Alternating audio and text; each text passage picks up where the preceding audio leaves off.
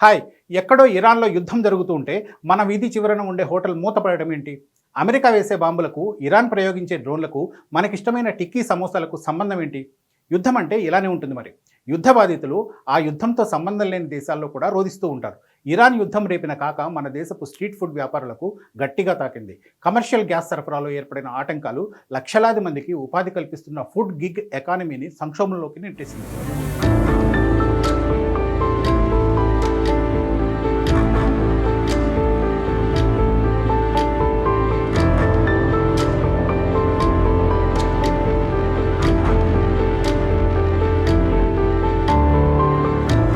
గత కొద్ది రోజులుగా మీరు గమనించే ఉంటారు. ఫుడ్ డెలివరీ యాప్స్‌లో మనకు ఇష్టమైన చాలా వంటకాలు టెంపరరీ అన్‌అవైలబుల్ అని కనిపిస్తున్నాయి.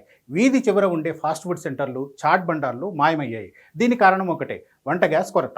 ఇరాన్, అమెరికా యుద్ధం వల్ల సప్లై చైన్ దెబ్బతినడంతో కమర్షియల్ ఎల్‌పీజీ సిలిండర్ల రాక దాదాపు ఆగిపోయింది.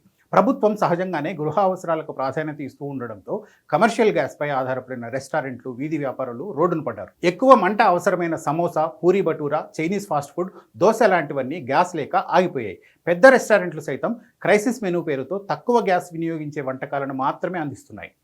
National restaurant association of India లెక్కలు చూస్తే పరిస్థితి ఎంత భయంకరంగా ఉంటుందో అర్థం చేసుకోవచ్చు. 2024 నాటికి మన దేశంలో ఫుడ్ సర్వీసెస్ మార్కెట్ విలువ అక్షరాల 5.7 లక్షల కోట్లు. ఇందులో బ్రాండెడ్ రెస్టారెంట్లు, ఫార్మల్ డైనింగ్ వాటా కేవలం 44% మాత్రమే. మిగిలిన 56% అంటే ఏకంగా 3.2 లక్షల కోట్ల రూపాయల వ్యాపారం పూర్తిగా అసంఘటిత రంగం చేతుల్లోనే ఉంది. అంటే చిన్న చిన్న స్టాల్స్, తోపుడు బండ్లు, రోడ్డు పక్కన బజ్జీలు వేసుకునే వారిదే అతిపెద్ద మార్కెట్. పెద్ద రెస్టారెంట్ల కంటే ఈ కమర్షియల్ గ్యాస్ కొరత నేరుగా కొడుతుంది ఈ చిన్న వ్యాపారులనే.